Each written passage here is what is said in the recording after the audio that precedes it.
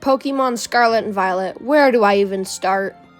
Well, a good place to start is with saying these games are absolute garbage.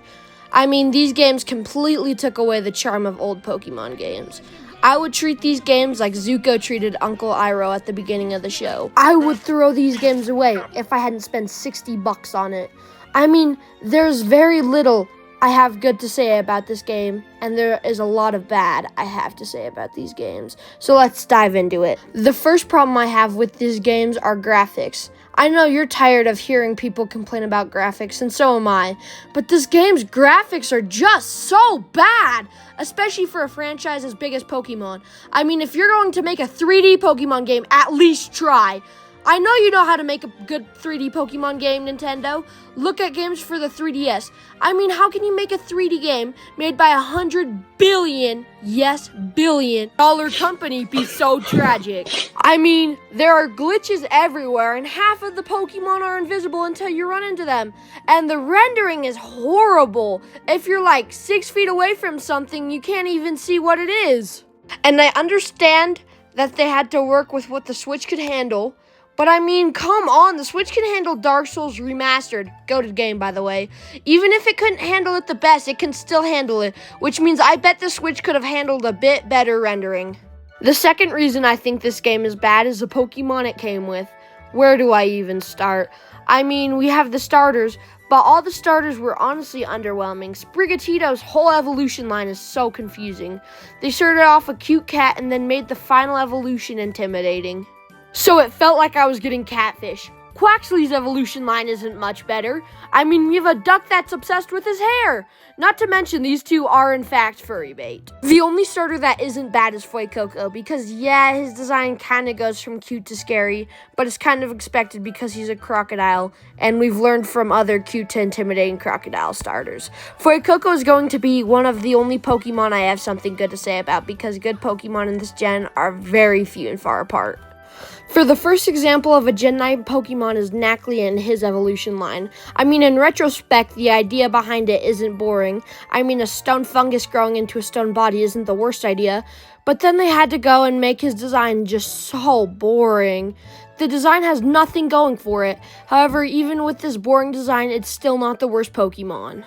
The worst Pokemon in this entire dumpster fire of a generation is Bramblin and Brambleghast. I mean, where do I even start? You mean to tell me somebody sat at their desk and went, oh hey, why don't I make a Pokemon where it's just a tumbleweed with eyes? And then they made the second evolution a bigger tumbleweed with eyes! What could have possibly been going through their head to make them think that this was a good idea? I'll admit, I need to calm down, but I'm not done talking about the shitty parts of this game. Behind the garbage Pokemon, we have more garbage that is just unoriginal. Now we can talk about the future and past Pokemon. Don't get me wrong, some of the future and past Pokemon are awesome, like Iron Hands, Iron Thorns, and Slitherwing, but we also have some Pokemon that are just bad. I mean, Screamtail is just Jigglypuff with fancy hairdo, and Iron Bundle is just Delibird but metal. Iron Thorns is also Tyranitar but metal, but Tyranitar is so cool that him being just metal is also awesome. If I'm being honest, this is the first game I'm happy for some legendaries to be trapped behind a DLC. I can't believe I'm saying this, but I would much rather have no legendary than Okidogi, Munkidori, Pheasant Skibbity, or Ogerpon. If I'm being honest, Okidogi might be the worst Pokemon of all time.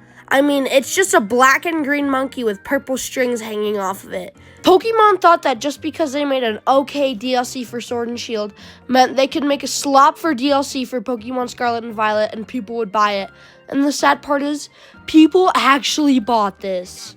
Before I get too mad with this game's dogshit Pokemon this gen has to offer, I need to rant about this game's sucky special power system. Terrestrialization, in theory, is such an awesome power. I just think Pokemon didn't handle it correctly. Pokemon being able to switch types is a super cool concept, but I think Pokemon's moveset should also change with the type change. Because the moveset didn't change, some people had the worst moveset known to man, either because their Pokemon was built around terrestrialization or their Pokemon wasn't viable. If you had a Pokemon that wasn't built around its terrestrialization and you terrestrialized it, you were just cooked. This made battles just so much less fun. To get further into battles, we have gym leaders. This is my personal favorite part of the game. These gym leaders had some really fun Pokemon, and gym leaders like Iono were icons. I really liked Iono's gym challenge. Yeah, it was a bit simple, but it was also a lot of fun. Another fun but simple gym challenge was the Sunflora hide and seek. I think they did a phenomenal job at making the hide and seek a little bit of a challenge, but also fair for when the younger audience plays it. Something they did not make a challenge is the Titan Pokemon. The Titan Pokemon are cool, don't get me wrong, but they just don't feel challenging. All the Pokemon they chose were good choices considering the bad Pokemon of this generation, but they just aren't hard. I mean, you win unless you are really bad at the game or extremely underleveled. Not to mention, their lure is just okay. I mean, they ate a plant that made them super large. Now we have to switch the mood from mid to terrible. We are now talking about the evil teams. I have a lot to say, but I'll shorten it down because I could spend 2 hours talking on how bad these evil teams are. I mean, holy shit, how can an evil team be so bad? The only things that made evil teams fun, in my opinion, is that they would harass you, but their lure was only for the legendaries. I think the biggest problem of these evil teams is how Pokemon wanted to act like they were more of gym leaders. I mean, they're scattered across the map, and you have to fight them before becoming the champion. If you ask me, this makes a game feel like an extra chore. Not gonna lie, I kind of saved everything I liked for the end of the video, other than the gym leaders. So now we can talk about the stuff I really like about this game. The first thing I'll be talking about is this game's Elite Four.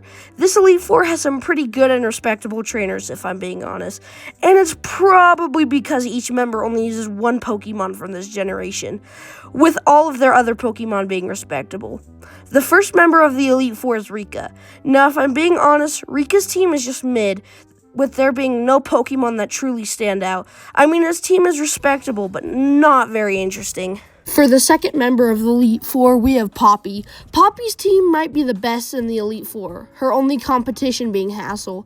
I mean, her team is, how do I put this?